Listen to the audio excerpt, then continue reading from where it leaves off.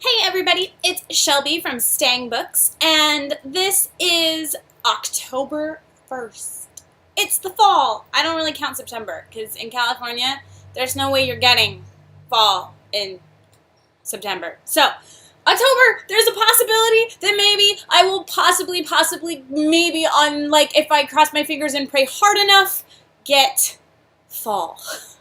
I miss the fall. I miss a true fall. As it is October 1st, and this is my week in review, we are wrapping up my last week in September, so finishing out my entire books of September. I did read 31 books this last month, and I have 6 for this week. It's a little lighter week than the week before. I kind of went a little crazy the week before. 31 for the month I think is pretty dang good, even if it does include shorts. So this last week, like I said, did 6 books, the first of which was Hexbreaker by Jordan L. Hawk. It is the first book in her Hex World series. I am in love and obsessed with this world. The next book comes out here in like 3 days, and I cannot wait to get Hexbreaker. I'm going to read it immediately. I already know it's going to be fantastic. Like, it can't not be fantastic. This whole series is incredible. It may be my favorite Jordan L. Hawk series, which is saying a lot, because I love Jordan L. Hawk. Wittersons is Jordan L. Hawk. I don't know. Her books are just so good. But this series is amazing and fantastic. The magic in this is so cool and so unique.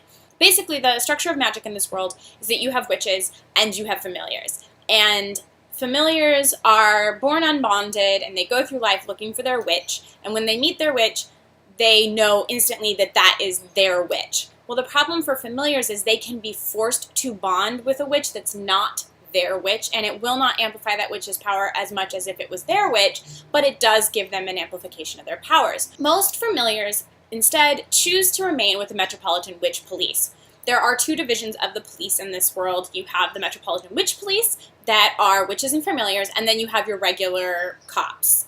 An unbonded familiar can live outside of the Metropolitan Witch Police, but they don't have the same protection, and they could be forced into bonding with a witch that they do not choose. In Hexbreaker, we have cat shifter Cicero, and Cicero is very debonair, very posh, and an artist, and very much a cat. He has been with the Metropolitan Witch Police for a very long time. Unfortunately, one of the familiars that has left the protection of the Metropolitan Witch Police and is a friend of Cicero's, was his mentor in the MWP, has gone missing. He had sent a message to Cicero telling him he wanted to meet, that he had information about something, but he didn't tell Cicero what it was. And the party that he was supposed to be coming from, the host of that party, has turned up dead in mysterious circumstances. Meanwhile, on the other side of town, you have New York copper Tom Halloran. Now, Tom has a hidden past. No one knows that he used to be part of the notorious O'Connell Tunnel Gang, and that actually he has a criminal history, and if anyone was to look too deeply into his past, they could probably discover it. But when he escaped that life, he hid the fact that he has magic, and took a job with the police department in the non-magical side, completely away from it as he could get, and has been walking a beat for the cops for the last number of years. He is very devoted to his neighborhood and pays a lot of attention to everything that goes on around his block. One night when Tom is out walking his beat, he hears a disturbance. He goes to investigate and walks in on the scene of a horrible murder. The problem is that this murder shows signs of the same magic that killed his gang. And now this new magic showing up threatens his entire existence. In the course of the story, these 2 men's worlds cross as the 2 cases are brought to compare to each other, and Tom ends up working with Cicero to try and figure out what's going on. While trying to protect his past, he's falling for Cicero, and Cicero for him, because, of course, Tom is Cicero's witch. And the incredible details in this world are so amazing. The mystery is great. The action is fantastic. And I just really love the way magic is structured in this world with a witch and their familiar. How magic is created, and hexes, that magic is worked through these hand-drawn hexes. It's just this really fascinating combination of elements to make up a really unique world. It is a historical world. It is does feel very 1800s, late 1800s, early 1900s New York. So you do have that kind of weird blend of elements that don't quite fit because they're magic induced, but also things that are much more antiquated. So it's kind of this world on the cusp of change. And you have these fascinating characters. And I loved Cicero. The incredible amount of cat-like qualities that Jordan L. Hawk was able to infuse into his character are so incredible. And they don't take away from him as a human being. Like, you get his human side, but that shifter cat familiar side, like, plays into the way he reacts to everything. At the same time, Tom is this beefier kind of old school guy, and he hasn't had the education and the worldliness that Cicero has, and Cicero dismisses him at first because of it, but he has the street smarts and he has the strength, and he is such a good guy, good-hearted man who was in a bad situation as a kid. Such a brilliant telling of the story. I loved this book, and I am stealing the next book immediately. Fantastic. The second book I read this week was The Glass House by Suki Fleet. This was another 5-star read for me, which I didn't expect it to be when I went into the story. It started out really jagged and really rough, and I jumped around a little bit in a way that didn't kind of smoothly introduce me to the story, but as you got further and further into the book, you realized it was intentional and was very much a reflection of the main character's inner turmoil. Because the main character in this book is incredibly self-destructive, has had a very rough life, and it is through the relationship in this book that he starts to heal and starts to find his place in the world. This is a young adult book.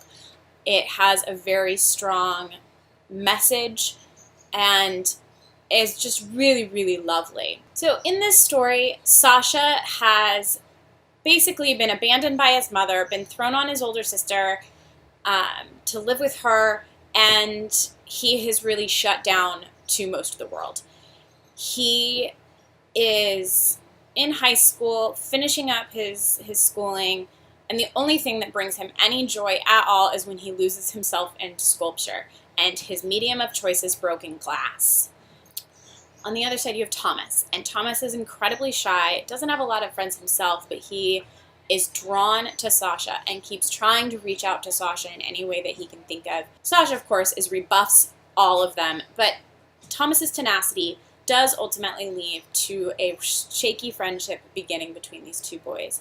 And as Sasha gets to know Thomas more, he does allow Thomas in through the walls that he's built around his heart, and in doing so, opens up his world more, starts to view things differently, and also starts to mend other relationships in his life. This is really a character piece. This is a darker story. They're dealing with a lot of really hurtful elements in Sasha's past, and it all comes to a head towards the end of the book, and how they handle it is very different than the way they would have at the beginning of the book. This book was beautifully written and really evocative of these emotions of these characters. I enjoyed it immensely. I really felt for Sasha and everything he'd been through in his life. I love Thomas because Thomas hasn't had it easy either, but not at the level that Sasha has. And he still manages to see the world in a positive manner and reach out to another human being that Sasha had cut down all of those feelings in himself. Beautiful writing. I hadn't read a lot of Suki Fleet before. I really want to check out more of her work because I really, really enjoyed this book. My next book this week was Black Blades by Jen Hale. It is the third book in her Rifter series. And I gave it 4 stars overall. And I have decided with this series that I am stopping here and I am going back and I am going to read the entire series as one block.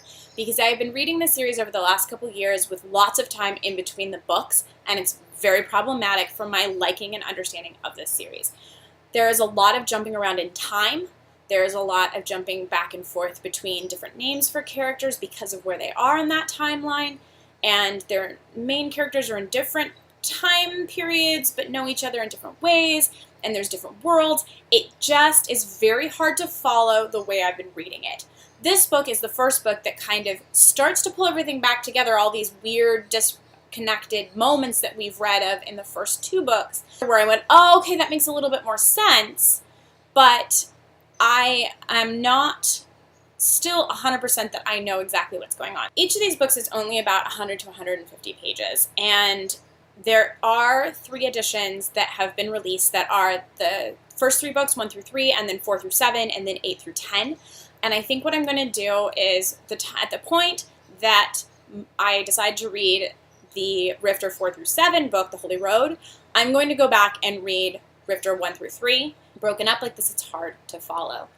But the main story is about this guy, John, who is from our modern world. He has a roommate, Khalil, who's in and out all the time and he doesn't know a lot about. And one day, everything comes to a head. John and 2 of his friends are dragged with Khalil through a gate into Khalil's world. Unfortunately, in the shattering of that gate, Khalil is separated from John and his friends, and they end up at 2 different points of history. And Khalil's memory is wiped.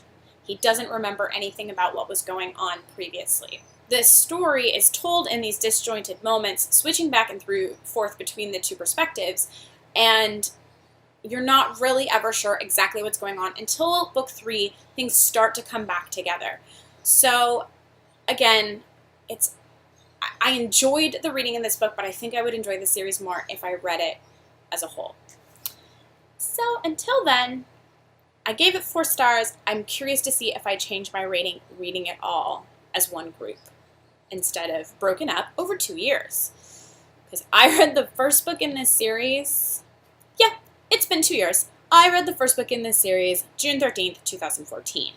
So to have 2 years between a story with that much, it didn't work. Next up, I read Relief Valve by J.L. Marrow. I did give it 3.5 stars, which is a step up from the last book. I rounded this one up to 4 stars on Goodreads. I didn't love the first book in this series, and my problems with the first book continue in the second book, but they're less of an issue for me now. My biggest complaint about this series when I first started it was that the relationship between the 2 main characters was not very romantic and didn't feel as genuine as I would have liked. The mystery in the first book was great, and the mystery in the second book is great, but the romantic elements are very, very secondary to the storyline. This story is set in modern England, and one of the best things about this book is the vernacular. There is such an authentic tone to this series. The way that the dialogue is written, it really brings you into that world. And in this story, you have Tom Paretsky. He is a plumber. He is very blue-collar, happy with his life, and comes from a family of much more high achievers. His sister's a lawyer, but he enjoys his life, and he has a secret talent. He has an ability to find things. If something has been hidden, he can find it. He is now dating a PI, Phil Morrison. Tom and Phil have a history that has Tom's family and friends still very hesitant about his relationship with Phil. Cherry, his sister, has just gotten engaged to a rector, and they are about to have their engagement party out at the rectory. They do make the extension to Tom and Phil to come out to this party, but while they are there, Cherry is poisoned, and now Tom and Phil are head deep in another mystery to find out who could possibly want Tom's sister dead. I enjoyed the mystery aspects of this. I enjoyed the way they went about trying to figure out what was going on, and I enjoyed Tom and Phil more in this book as a couple. And actually, to me, it works better in this book because they are an established couple, and I'm not trying to believe them falling in love, which is why I give this a better rating than the first book in the series. I still wish there was more of a felt connection between these 2 guys. I think that's what's missing, is it doesn't feel like there's a ton of emotion written into this book when it comes to their relationship. But Phil is very much there for Tom in this book, and all the things that Tom's going through with his family, and it does bring them closer together, and you do get the feeling that they are moving forward. but it doesn't have the depth of emotion that I normally like in my romances to make me all like, oh God, yes. So I enjoyed this book a lot. I really liked the mystery. I felt like that was entertaining. I love the authenticness of the voice in this, the dialogue, everything. It has such a great verisimilitude. You can tell where they're from. You feel like you're in that part of the world. Really great. Really, really well written in that regard. Also this week, I read An Eye for an Eye by Sandrine Gasket-Dion. This is the second book in her Santorno series. I gave this book 3 stars. I love Sandrine Gasket-Dion. Her Assassin Shifter series is literally, I'm not kidding my crack. They're short, they're simplistically written, but I love them. With her Santorno series, this is actually a re-release of online fiction and has now since taken down and edited to be able to actually release. They are written in the style of a soap opera, and it's very, very evident in the writing. This storyline is about a family that goes back to kind of a mafioso beginning, and they walk a fine line of legal and not legal. For the most part, most of the family has moved into more legitimate means of taking care of themselves at this point, but the Santornos are not 100% legit businessmen. So the first book is about Jordan Youngblood and Stefan Santorno meeting, falling in love, their relationship. This book now is years later, they have their kids, and each one of their kids kind of pairing off in different relationships, and it's all done in very small little scenes bouncing between the different characters, who they're hooking up with, what the relationship is, and moving it forward. It is told in a very vignetted soap opera style. You're dealing with the grandchildren of a notorious mobster who have been grown up in a very obey the law kind of family, but still have their grandparents' abilities to kick back when necessary. So, of course, everybody gets involved in this greater storyline. If this story is not strictly MM, this does talk about the younger daughters in the family and their male-female relationship.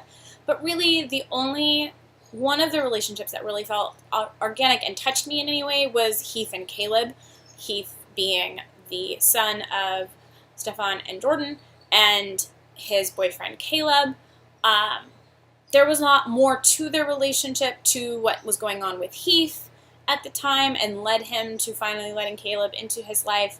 And I enjoyed their story the most out of all of the stories that were being told in this book. As much as I don't enjoy this series as much as I do her other series, it's okay. I'm enjoying it enough.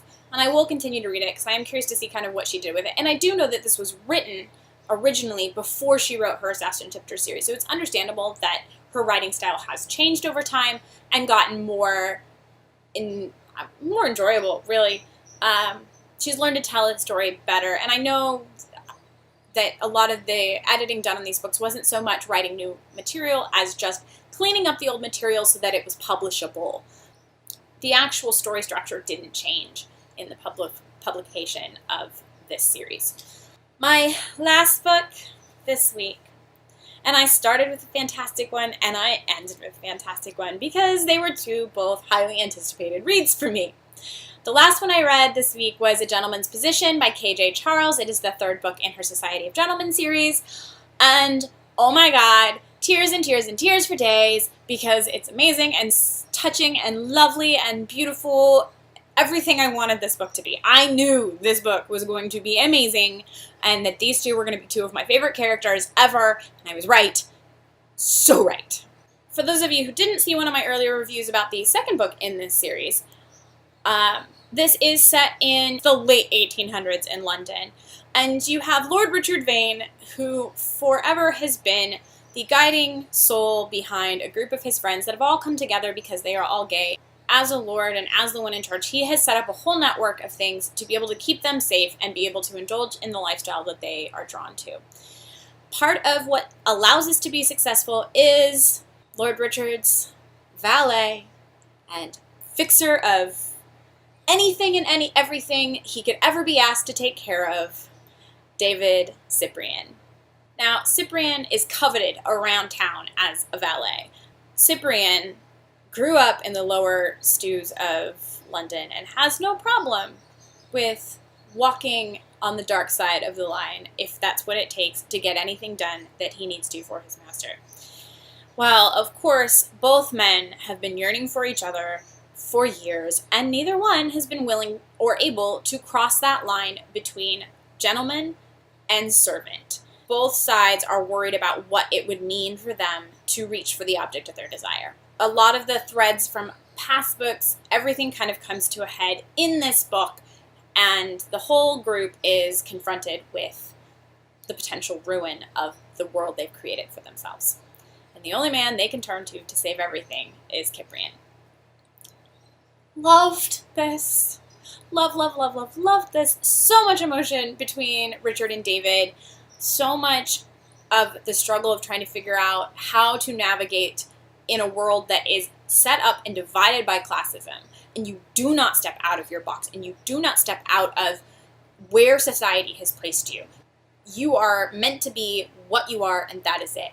And this book really makes Richard think and look at the values that he has held and these unbeknownst to him, prejudices that he would never think that he held. He has to really look internally, learn how to listen, and look outside his station to something that he doesn't even realize he's doing. It's so beautiful, and Cyprian has such inner strength and knowledge of who he is, what he wants, and what he's willing to accept and what he's not. And he's not willing to devalue his own self for someone else. And when someone else looks at him in a manner that demeans him because they can't see anything different, he won't go there. And it's so beautifully done. I am obsessed with KJ Charles, and I will forever be. I don't care. I will read anything she ever writes because it's amazing. Some of the best historical romances out there.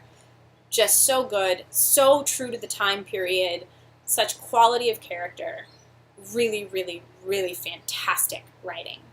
So that's it. That's everything I read last week. This is 31 books I've now covered in my weeks in review for this month, all totally wrapped up. I hope you enjoyed some of them. If you've read any of these books, let me know down in the comments below. Give this video a like if you appreciated it. Subscribe. Do what you do. Have a great day, and let's get ready for some fall in October. Bye!